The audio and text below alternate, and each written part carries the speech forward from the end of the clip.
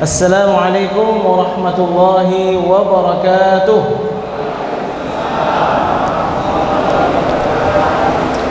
Alhamdulillahi rabbil alamin. Alhamdulillahilladzi allafa baina qulubina fa asbahna bi ni'mati ikhwana mutahabbina fihi. Allahumma salli wa sallim wa barik ala sayyidina wa maulana Muhammad wa ala alihi wa sahbihi ajma'in. Amma ba'd. Alhamdulillah, puji dan syukur senantiasa kepada Allah Subhanahu wa taala, Zat yang telah memberikan hidayah kepada kita, telah memberikan taufik dan inayah sehingga pada detik ini dan mudah-mudahan berkelanjutan Allah masih memudahkan bagi kita untuk melakukan berbagai macam ketaatan dengan tujuan bertaqarrub dan bekalan kita untuk bertemu dengannya di hari akhirat kelak. Salam dan salam kepada Nabi besar Muhammad sallallahu alaihi wasallam, Nabi yang telah memperkenalkan kepada kita keindahan iman dan keindahan Islam. Kalau kita mengenang bagaimana perjuangan beliau, maka kita tidak akan pernah berhenti untuk terus mengucapkan selawat kepada beliau. Maka di antara yang kami tanamkan kepada anak-anak kami di sini adalah cinta kepada Rasulullah sallallahu alaihi wasallam. Apabila kami di sini membaca Allahumma salli ala sayyidina wa maulana Muhammad, anak-anak akan serentak mengatakan Allahumma salli wa sallim wa barik alaihi. Ayah dan bunda, bapak ibu sekalian, jamaah yang dimuliakan oleh Allah Subhanahu wa taala. Hidup ini harus tahu tujuan, harus tahu visi dan misi kita. Kalau kita enggak tahu tujuan hidup ini, maka seperti orang yang berjalan tidak punya tujuan. Seseorang berani enggak pergi tanpa tujuan? Sebagai contoh, naik pesawat, pesawatnya keren banget, pesawat Qatar, pesawat Etihad, pesawat Emirates. Begitu naik, kita tanya kepada pilot, wahai bapak pilot, ini ecek-eceknya, mana mungkin kita tanya lagi kan? Kita mau pergi kemana ini bapak pilot? Kita akan terbang. Kemana? Terbang saja. Sampai kemana? Sampai habis minyak baru kita berhenti. Ya. Kalau contoh simpelnya, seseorang punya kereta, ada minyak, pergi ke pedalaman sana, kemana? Pokoknya pergi saja. Kemana tujuannya? Enggak tahu. Sampai apa? Sampai habis minyak. Begitulah perumpamaan orang yang hidup tanpa tujuan. Hidup saja, sampai kapan? Sampai ajal tiba. Yang penting hidup saja. Tujuan anda hidup ini untuk apa? Yang penting saya nikmati saja. Na'udzubillah tsumma na'udzubillah. Hidup ini ada tujuan. Apa tujuan Allah menciptakan kita? Kita lihat dalam Al-Quran. Allah berfirman dalam surat Az-Zariyat ayat 56. A'udzu billahi minasyaitonir rajim. Bismillahirrahmanirrahim. Wa ma khalaqatul jinna wal insa illa liya'budun. Tidak aku ciptakan jin dan manusia melainkan untuk menyembah aku. Pertanyaannya, Ustaz, kenapa jin dulu baru manusia? Kenapa enggak manusia dulu baru jin? Karena dalam asal usul penciptaannya duluan jin, baru kemudian manusia. Jadi kalau tujuan hidup kita adalah untuk beribadah, Bapak Ibu sekalian, tanyakanlah semua aktivitas kita. Yang kita lakukan ibadah atau bukan? Ibadah, lanjut silahkan, maju terus. Tapi kalau tidak ada nilai ibadah di sana, diam, berhentilah. Karena bukan untuk itu Anda diciptakan. Jadi dalam segala aspek kehidupan kita. Dan jangan sampai kita menjadi seburuk-buruk orang, serugi-ruginya orang. Apa itu? Orang yang melakukan ibadah tapi dia lakukan ibadah bukan untuk ibadah. Ada orang melakukan perkara dunia, niatnya untuk dunia, lumrah. Ada orang melakukan perbuatan dunia tapi tujuannya akhirat, tujuannya ibadah, itu luar biasa. Ada orang melakukan ibadah tujuannya adalah untuk ibadah, wajar. Tapi yang paling parah adalah orang yang melakukan ibadah tapi tujuannya dunia. Dan ini yang paling berbahaya adalah kami para ustadz ini, ya. Karena ustadz itu belajar ilmu agama, menyampaikan ilmu agama, kalau tujuannya bukan akhirat, na'udzubillah summa na'udzubillah. Jadi Bapak sekalian, kita pergi pagi hari meninggalkan rumah itu bisa bernilai ibadah dengan syarat apa? Niatnya. Jadi para ulama mengatakan al-umuru bimaqasidiha.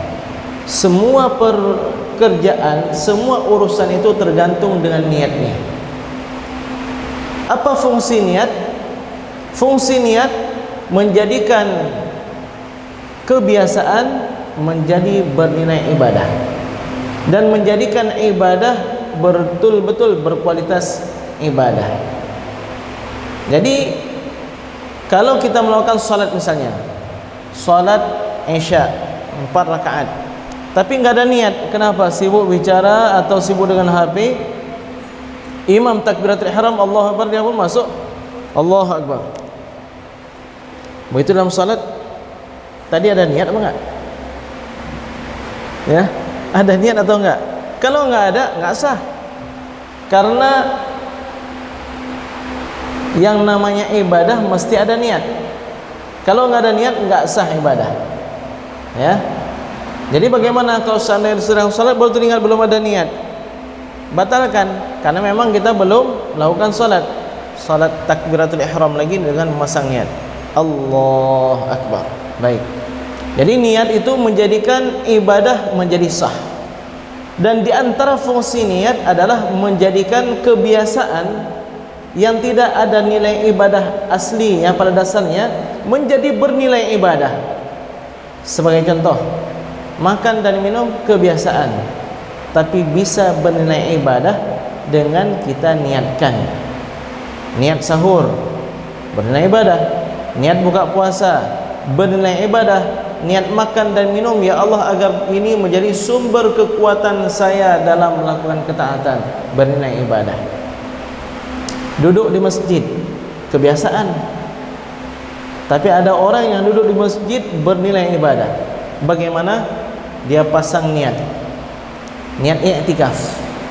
Nawaitu al-i'tikafa fi hadzal masjid sunnatan lillahi ta'ala. Sahaja saya niat i'tikaf di masjid ini sunnat karena Allah Ta'ala, maka setiap detik yang kita lalui makin lama makin besar pahalanya. Kalau tidak, ya biasa-biasa saja.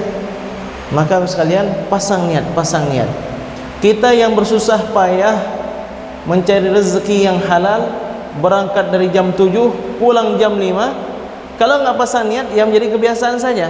Tapi kalau kita pasang niat, Masya Allah, yakinlah setiap langkah yang kita tempuh itu bernilai jihad fi sabilillah. Kenapa? Talabul halal jihad. Karena mencari rezeki yang halal itu adalah jihad fi sabilillah. Namun banyak di antara kita enggak meresapi makna perjuangan itu. Bukankah kalau kita berjuang atau mencari rezeki yang haram itu bernilai dosa? Iya, begitu pula kalau kita berusaha berjuang mencari rezeki yang halal, juga di dalamnya ada pahala. Demikian dalam seluruh aspek kehidupan kita. Jadi tujuan hidup kita adalah untuk beribadah. Kalau di dalamnya ada nilai ibadah, maju, jangan takut. Kenapa? Karena memang untuk itulah kita diciptakan oleh Allah Subhanahu wa taala. Jangan hiraukan perkataan manusia. Karena perkataan manusia itu, yang pertama sebatas ilmunya, yang kedua ada kalanya didukung dengan hawa nafsunya. Maka sangat salah kalau kita menimbang-nimbang dan menilai-nilai diri sesuai dengan pandangan manusia. Pandangan manusia berubah-ubah Bapak sekalian. Hari ini dia puji kita sehebat-hebatnya. Ada sedikit silap, dia akan hina kita sehina-hinanya. maka orang yang sibuk dengan pujian manusia enggak akan bahagia hidupnya. Tapi kalau dia lillahi ta'ala, mungkin di awal-awal akan dicela oleh manusia, tapi yakinlah bahwa Allah Subhanahu wa taala tidak akan menyia-nyiakan amal soleh yang kita lakukan. Allah akan tampakkan kepada makhluk-makhluknya. Bukankah di antara hadis yang sangat terkenal di kalangan kami para penuntut ilmu ketika di Mesir, bahwa seorang hamba jika dicintai oleh Allah Subhanahu wa taala, maka pertama sekali Allah akan panggil Jibril. Wahai Jibril, sesungguhnya aku mencintai si fulan, cintailah dia. Maka Jibril mengatakan, lalu muncullah kecintaan di dalam diriku terhadap si fulan. Maka di waktu itu aku pun menyeru kepada seluruh penghuni langit, wahai penghuni langit, sesungguhnya Allah dan Jibril mencintai si fulan, fa'ahibbuhu, maka cintailah dia. Maka si fulan itu dicintai oleh penghuni langit seluruhnya. Setelah penghuni langit mencintai si fulan, di waktu itu penghuni langit akan berseru kepada penghuni bumi, wahai penghuni bumi, sesungguhnya Allah, Jibril dan kami penghuni langit mencintai si fulan, maka cintailah dia. Bedanya apa? Kita enggak dengar langsung seruan penghuni langit. Kenapa? Karena kita masih hidup. Tuntutan dalam kehidupan kita adalah beriman dengan perkara yang ghaib.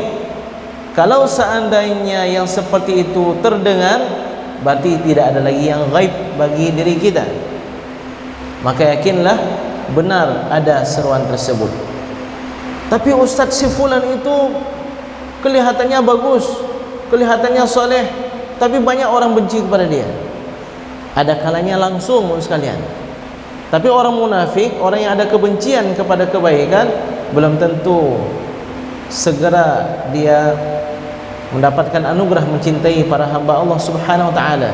Tapi ketika orang tersebut meninggal dunia, maka berbondong-bondong orang akan menitiskan air mata cinta kepada dia. Buya Hamka dulu banyak ditentang ketika beliau masih hidup. Unsur pemerintahan pun beberapa kali memasukkan Buya Hamka ke dalam penjara. Tapi begitu Buya Hamka meninggal dunia, apa yang terjadi? Semuanya berbondong-bondong salat jenazah beliau, mendoakan beliau, melepaskan beliau hingga ke liang lahat beliau. Masya Allah. Sedang hadirin hadirat Bapak sekalian, jadi lakukan ketaatan, jangan peduli manusia. Benar, kalau berkaitan dengan manusia jangan menyinggung. Saya enggak peduli, yang penting saya melakukan ketaatan. Apa itu? Mik di masjid langsung dihidupkan jam 3 malam. Tujuannya apa? Untuk membangunkan orang supaya mereka tahajud. Ini salah cara namanya. Niatnya baik tapi caranya enggak baik. Kalau berkaitan dengan manusia, enggak cukup hanya menjaga hati, tapi juga harus punya ilmu agar tepat. Jadi niatnya benar, caranya juga harus benar. Sedang hadirin hadirat Bapak sekalian yang dimuliakan oleh Allah Subhanahu wa taala. Setelah kita tahu tujuan visi kehidupan kita, maka apakah kita diciptakan oleh Allah Subhanahu wa taala untuk mencela dan menghina orang lain? Apakah setelah kita tahu visi dan misi hidup kita adalah untuk menghibah orang lain, untuk memakan harta haram, untuk menzalimi orang lain? Oh tidak. Jadi kenapa ada orang-orang yang melakukan dosa, korupsi, kemudian masih mengkonsumsi perkara-perkara atau harta-harta yang diharamkan oleh syarak, atau dalam interaksinya dengan hablum minan nas masih suka menzalimi orang lain dan seterusnya dan seterusnya? Kok bisa terjadi? Boleh jadi faktor terbesarnya dia lupa tujuan hidupnya. Dia lupa hakikat bahwa Allah Subhanahu wa taala menciptakan dia adalah untuk beribadah. Masya Allah. Bapak Ibu sekalian yang dimuliakan oleh Allah Subhanahu wa taala. Jadi kalau begitu, perbanyakkanlah ibadah. Ada kesempatan melaksanakan solat 5 waktu berjamaah di masjid yang ramai jamaahnya, lakukan. Kenapa? Karena di sana ada nilai ibadah. Selepas solat 5 waktu atau sebelumnya ada solat sunat rawatib qabliyah dan ba'diyah, dia itu ibadah, maka lakukan. Ada kesempatan untuk melaksanakan solat duha, lakukan. Dan kalau bisa duhanya jangan hanya 2 rakaat, 4 rakaat kalau bisa. Kenapa 4 rakaat? Karena ada sebuah janji dari Allah Subhanahu wa taala, wahai hambaku, lakukanlah 4 rakaat di awal hari, yaitu salat duha, maka keinginanmu, cita-citamu akan aku berikan sebelum berlalu akhir hari. Jadi kalau bisa jangan hanya 2, 4. 2 boleh, tapi untuk mendapatkan janji ini 4 rakaat.